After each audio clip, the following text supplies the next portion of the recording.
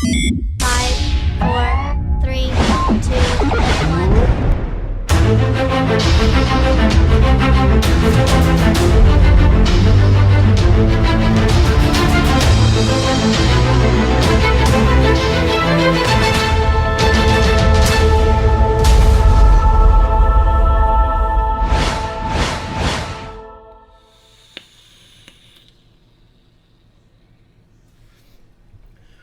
Hi guys, you got some more from KZOR. This is KZOR from Cape Town. The kitty cat. The kitty cat. I'm going to show you this beautiful cat. Look at the beautiful kitty cat. Oh, you got the kiss. Oh, you got the kiss. Huh?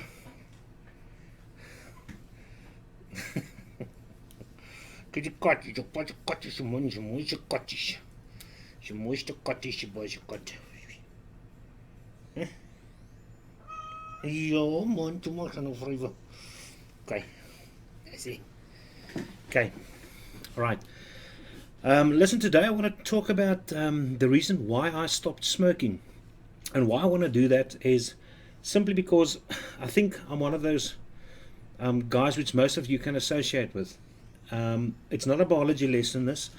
So, as I said, it's more to be informative as to why I actually quit smoking and started vaping.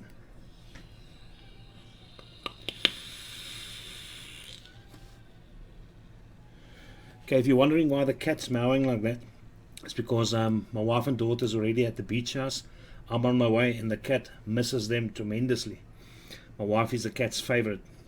So in any case, I smoked Camel filter for probably 23 years. And I mean, even the same when the filter changed to Camel Classic about a few years back. But it is a decent cigarette. It's not one of these small little light guys. And I managed to stop immediately. And I just want to share how I actually managed that. Because I did physiology as one of my majors at university. I've got a BSc degree with zoology and physiology as my majors, as my main subjects. And I knew exactly how bad cigarettes was for a person. I knew that, and I still smoked. Just to give you an indication, it's maybe facts that you did not know, but I actually knew that. And that's that the tobacco inside cigarette alone already contains hundreds of various ingredients. That's even before you light it up. As soon as you ignite your tobacco, you release a minimum of 4,000 ingredients. New ingredients are being made by the combustion process. And you might say, but carbon monoxide from the cars, carbon dioxide from this, etc. There's so much air pollution. It's the same excuse which I made. I find that people that's got a bad habit defend it because they know they are guilty. They know they're doing something which is bad and which is wrong. So I did exactly the same. When people came up to me and said, smoking is bad for you, I said, no, but my father-in-law is a doctor and he smokes. So if it's fine for him, it's fine for me. I also used the excuse for there's so much air pollution, so what difference does it make? But meantime, back at the ranch, deep inside my mind, I knew it was wrong and I knew I actually wanted to quit. So just to give you an idea of some of these components, if you look at the screen here, I will bring up a picture. And there's a lot of these are familiar to you guys, but just have a look at that. Some of the components inside cigarette tobacco smoke. I mean, you've got acetone. Acetone is found in nail polish remover. You've got acetic acid. It's an ingredient in hair dye. Ammonia, common household cleaner. I just use Handy Andy there as an example, but there's a whole variety that contains ammonia. You've got arsenic, which is used in poisons, especially the poisons for rats. All right. You get benzene, found in rubber cement. You get butane in lighter fluid, cadmium, active component in battery acid, carbon monoxide, which is released in car exhaust fumes, formaldehyde, which I'm very familiar because I worked with formaldehyde in preservations during my studies. And every year I take my kids, my biology kids, to the hospital, to the museum, where they can actually see embalmed bodies And to think that that is what I'm smoking. And as I said, I knew that, but I still continued smoking. You get hexamine, which is found in barbecue lighter fluid, or these Esbit pills, which we also had in our military service, which we used to heat up our little cans of food. You get carbon monoxide, which not even on the list, that sketch over there. There's lead not on the sketch, but lead you all know, used in batteries. Lead's not very good for you. You can get lead poisoning, etc. There's naphthalene, which is an ingredient in mothballs. Methanol, which is the main component of fuels, high performance fuels like jet fuels or racing cars, etc. Nicotine, which we all know, but nicotine is also used as an insecticide, also not on the list. But I mean, I just put a few on there so that you can actually see. We've got tar. Everyone knows what tar is. I mean, we drive our cars, we drive on tar, so that is also present inside cigarettes. You get toluene, which is used in the manufacturing of paints, and the picture over there is only paints which you put on your nails, but I mean, it's a whole variety of paints which has got these in. So I will provide a link at the bottom which gives you an indication, a better indication, of more detail of these components which is present inside cigarettes. Besides all these components, that which I knew is bad, and this comes from candle wax, and this from there. By the way, that's another one which was on the picture, is stearic acid, which is in candle wax. But I knew all these things, and I still decided to smoke. All right, so these components all present inside cigarettes, all present. So if you didn't know it, great. But as I said, I was at the point where it did not deter me. Then obviously came the myriad, the whole variety, the whole diversity of negative health effects which it can have on the body. So I'm going to put up a few pictures here. If it might be too graphic for some of you, then just skip this portion. But I mean, we hear about these things, but we don't realize how badly it actually is.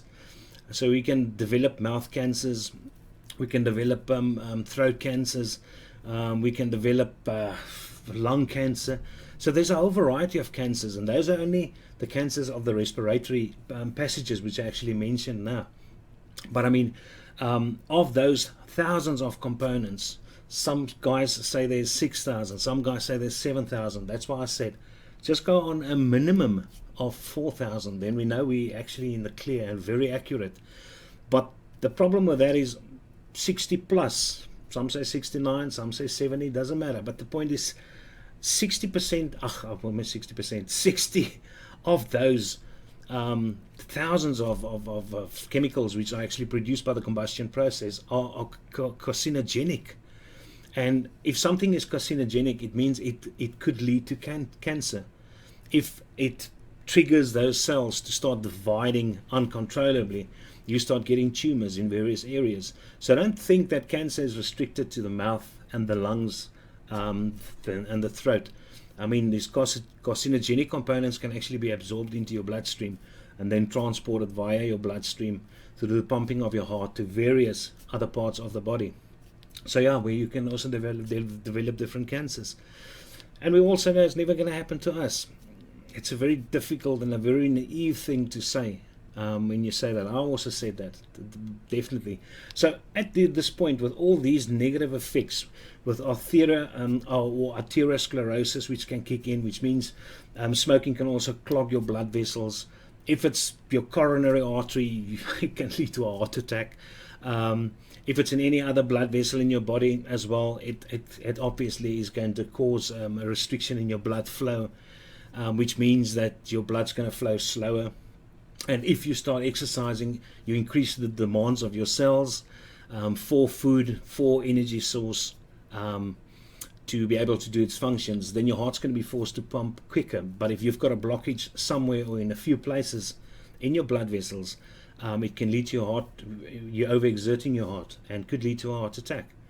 So yeah, it is not a joke, those kind of things. In my biology class in grade 11, I show my kids exactly how I've got a documentary which has got a guy which is under stress. The guy's overweight, he smokes, and all of a sudden all these factors combined together could lead to a heart attack, and it actually shows them very nicely what exactly happens, why you start getting a pain in a certain area, etc., etc.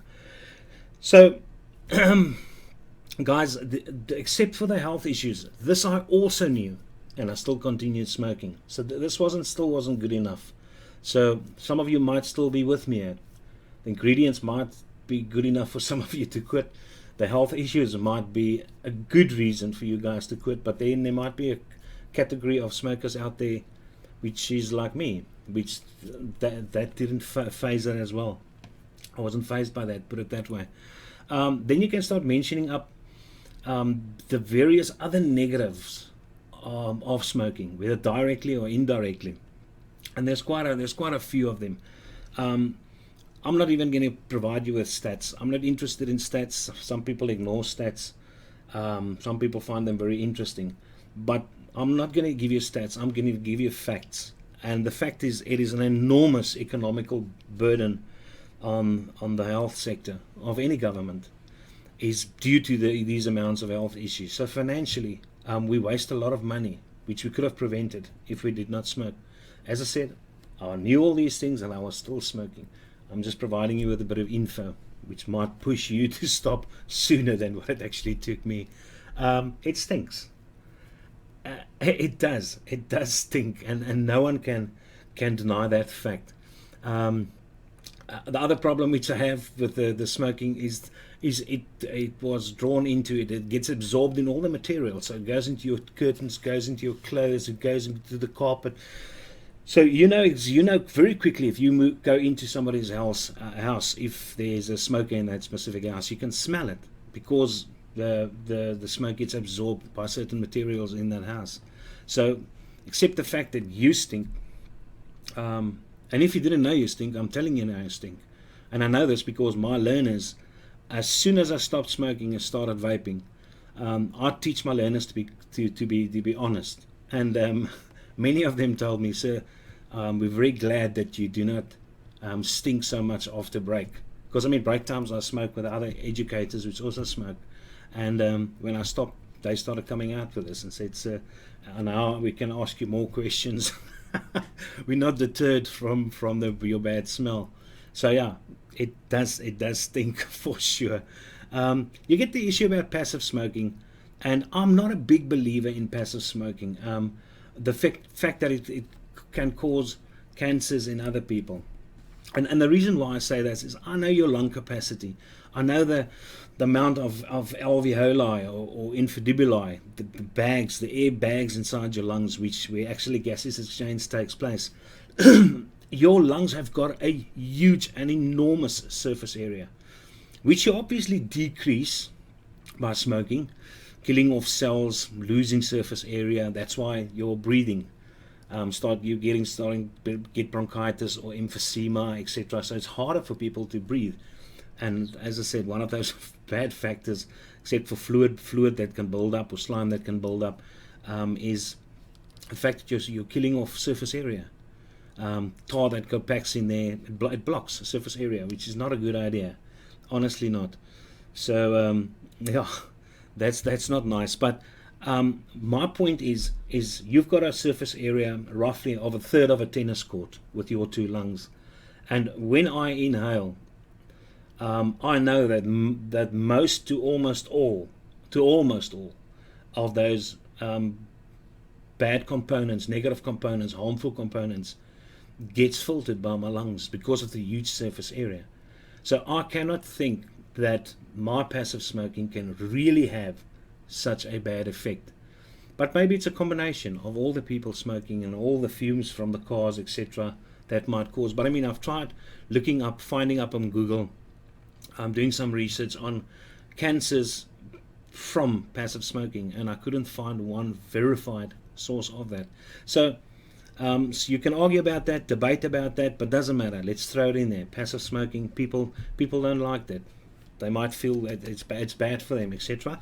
And accept that it stinks. They do not like the smell, and that's the legitimate part. If somebody tells me they don't like passive smoking because the smell is bad, amen to that. I totally agree with that, and it's something your smoker must take into consideration for sure. Then the moolah, the finances. It's very expensive to smoke. I mean, when I stopped smoking, I didn't even know what a pack of smokes cost. But I know in certain vending machines, I had to pay almost 50 Rand. I think you can buy a pack still for 42 Rand. I'm not sure. But a pack a day, it adds up. It's money which you could have spent on your kid's bursary, or putting it away for your kid, savings for that first year or second year of studying. It might just buy your kid an extra book or whatever the case. But it's a financial burden for sure. It costs a lot of money, and if you start picking up health issues, then obviously it goes up even more though. So you've got that as well. The pollution aspect of it. Yeah, I'm an environmentalist, but I'm not one of those mental tree huggers. But I know there is a negative impact which we are causing this planet.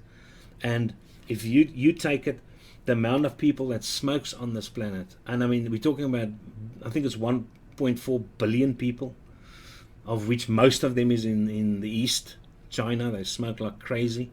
But and another interesting fact is, of all those billions of people, 70% of them actually want to quit smoking. So yeah, maybe this video helps some of those people. But I felt like a hypocrite in my class when I was teaching my kids, informing them of how bad certain pollutants are to the environment. And when the kids ask me about smoking, I tell them, of course it's bad for the environment. I mean, if you take that amount of people smoking, and one of the components is carbon monoxide, and another component is methane. Of course, these are major contributors to your gaseous layer in the atmosphere, which causes greenhouse warming as a fact. So yeah, the smog. But that is a problem. I don't like that, and it takes a very long time for cigarette butts to get broken down. I mean, it's not a recyclable, biodegradable item, so it takes extremely long in nature to be broken down. I mean, one of the components of your little filter at the back over there is cellulose. And you know, cellulose is an enzyme which is found inside herbivores. We don't have it, but herbivores do, or omnivores do, as that can eat plants. But cellulose in nature, there are no enzymes outside the body which is going to break that cellulose down. So it's going to take an extremely long time, many years. So it's pollution. It's pollution. So yeah, when you smoke, you obviously add to pollution for sure.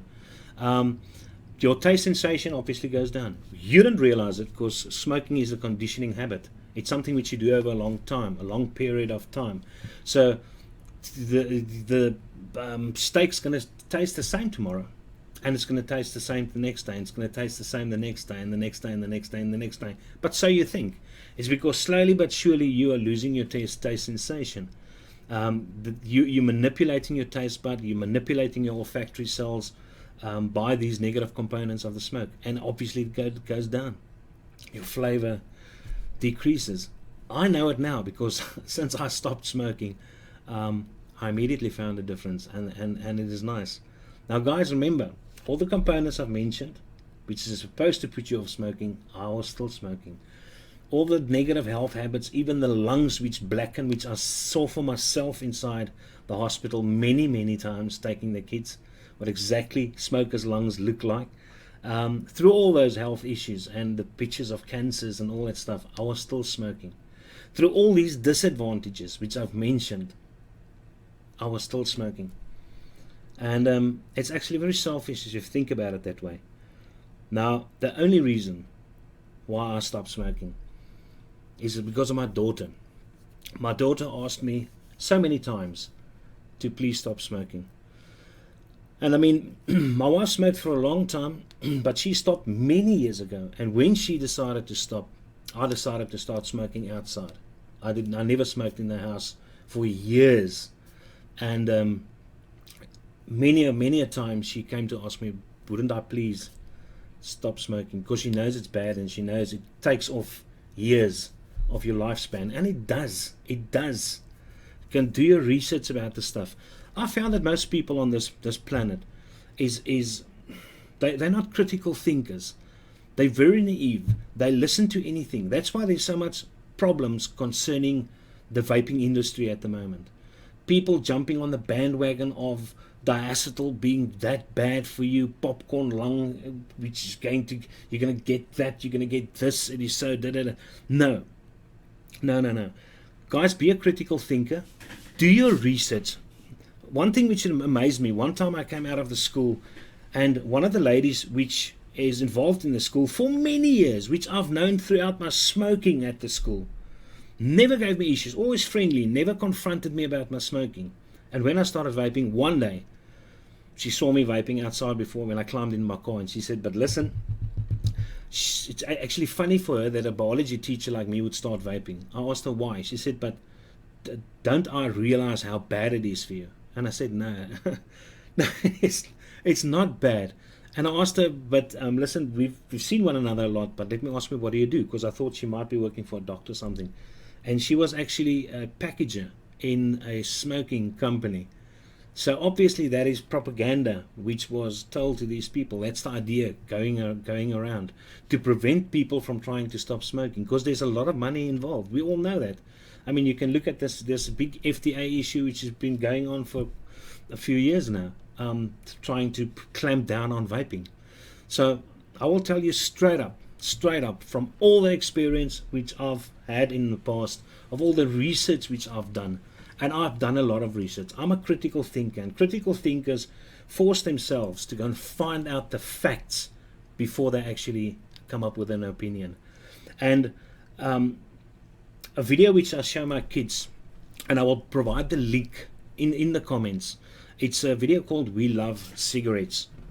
And it's a very nice video to watch, guys, because it glorifies smoking. It tells you that back in the time in Hollywood, when smoking was, why it was so cool to actually smoke. It takes you in the factories to show you how cigarettes are being made. It takes you into hospitals to show you what a heart attack patient, how a certain amount of fat inside his coronary artery is being removed because of smoking, etc. But it's a whole video that doesn't pick a side. It just provides you with the info.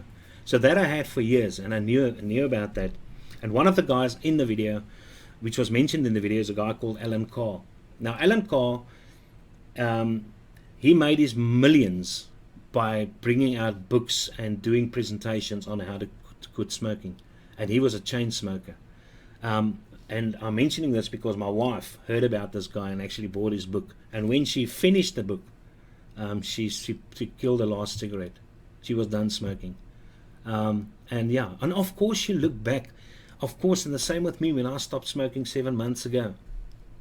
Same with me. You want to smoke again, but you don't. You want. It's a funny feeling. You tend to want to, but you don't. And I must say, to be quite honest, I still had a pack of Camels lying outside here, and after about 2 or 3 weeks, I lit up a Camel, and it just didn't. It tasted poo. It wasn't nice. So I just killed it there and then. So any case, so guys, the reason why I stopped, as I said, to stop smoking is knowing all these bad things. It was for my daughter's sake. So the thing is, you just start understanding. You start thinking about extremely how selfish it is to smoke when you have loved ones, knowing how bad it is. And I came out of the school, I DJ'd the weekend, I had some cash in my pocket, I went into the tobacconist, and I saw this vape pen. And that, together with a documentary which I saw by Dr. Michael Mosley. And Dr. Michael Mosley is an awesome person. He's a British writer, he's a producer. This guy's a journalist. He was a medical doctor. He's an enthusiastic scientist.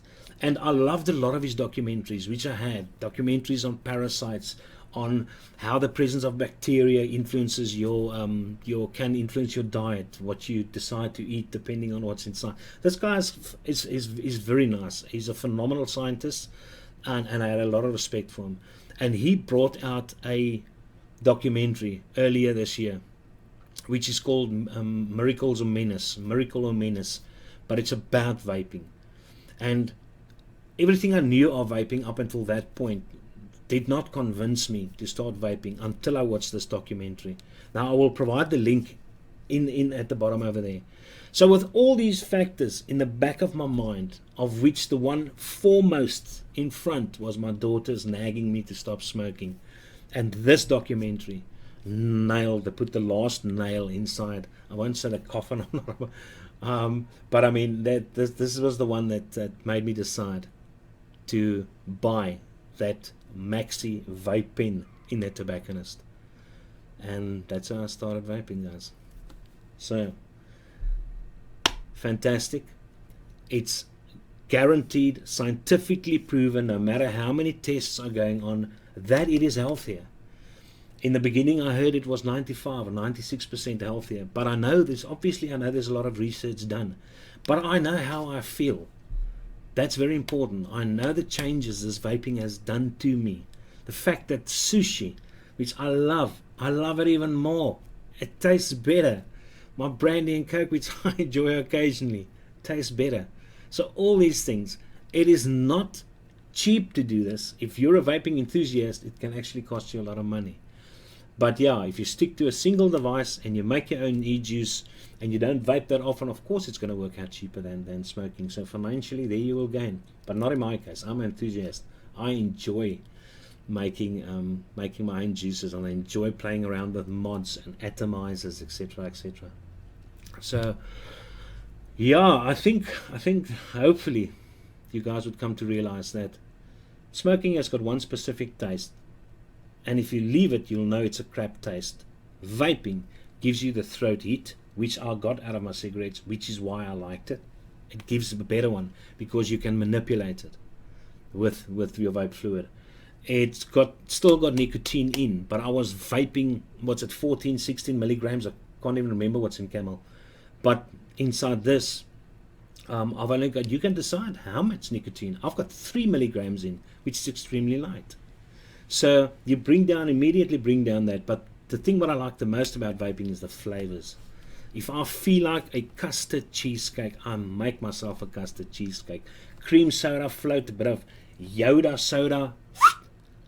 I vape my Yoda soda. If I like a bit of menthol fruit, I vape my Tropics. If I want this or that milkshake, whatever the case may be, you can make it, and it actually tastes nice. And then there's the smoke.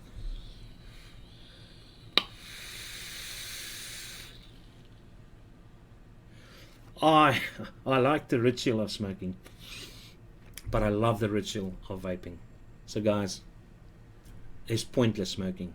Okay, pointless smoking. If you can't leave cigarettes totally, if you can't leave the habit totally, this is a fantastic alternative. All right, so I hope you guys learned something out of this video, and I hope I've convinced 1 or 2 of you to at least try this vaping business, because smoking really is going to mess you up in the long term. All right, good luck, guys. Thanks for listening.